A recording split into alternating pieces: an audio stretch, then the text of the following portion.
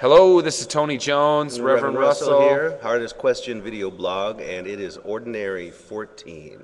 I always love Ordinary 14. You know, of all the ordinaries, it's really one of my favorites as well. They're really. I used to be a 17 man. Really? You know, yeah, but then you switched. 14, I like 14. You're out of the closet on 14, huh? Yeah. And Speaking out of the closet. Yeah, right. It's interesting that our It's always great to introduce something by speaking from out of the closet. Yeah. It's interesting that our lectionaries cut out the verses that refer to the woe to yous when Jesus gets all passionate and talks about Sodom. Right, and all the different towns that are, going to burn. Yeah.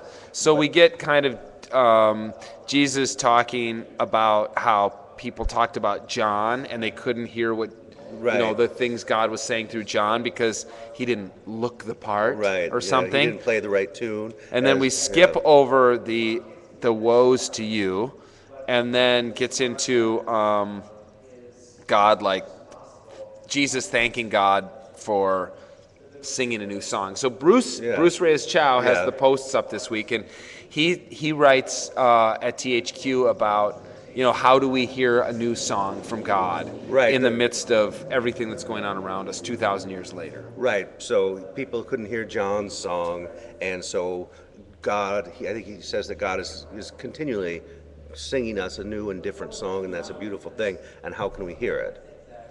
And so what's the hardest question? What do you have for Bruce? Well, my hardest question for Bruce is like, it's like the text we had of the sheep gate before, where Jesus says, "You will hear the voice of the shepherd," and okay, so I should hear this new song.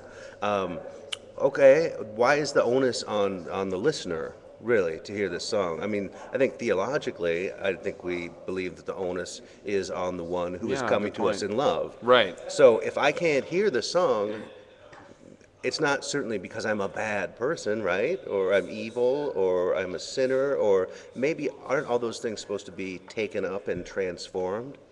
Right. I mean, if the two premises going into Jesus saying this are, one, that we're fallible human beings and we're not that good of listeners as Yahweh should know by now. Right. And B, that Yahweh is the sovereign creator of the universe and can sing whatever song Yahweh wants to sing. As close or as far away from our ear as Yahweh chooses. Right, exactly. Yeah. Could grab us by the lapels and shake really hard in order to get our attention. Yeah, why? That's a great hardest question, is like, Bruce seems to say it's our problem to be better listeners. Right, exactly. And Jesus kind of seems to say that too. And I think let's not leave out the fact that Jesus says, like, if all these towns would have heard this song, we go to this metaphor, amongst them, they would have heard it, and they're horrible. Even Sodom would have recognized this tune.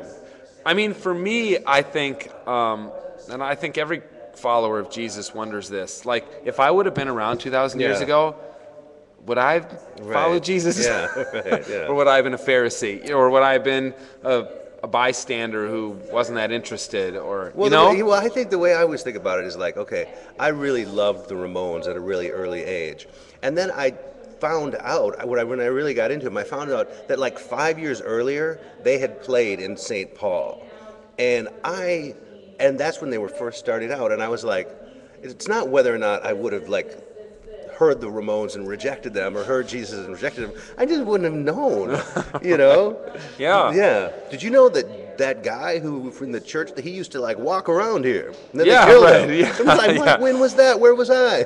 Like, oh, you mean you didn't hear about the crazy guy who was baptizing people and eating locusts? Yeah, I'm like, no, I think I don't know. Woe to you. I know, I'm sorry. You missed what John was all about. Woe to you. Right, because I had, crops in the field or whatever. I was trying to bury my father. Well, exactly. I had to get married. Don't let the dead bury their own dead, my friend. So I'm saying, how do we deal with this if we simply take this as an ethical lesson? I think that we're misusing the text. All right. I think we need to ask a deeper question about who is God and how does God reveal God's self through people in the world. There you go. That's a hard question. That is a hard question. And thanks, Bruce, for steering us this direction.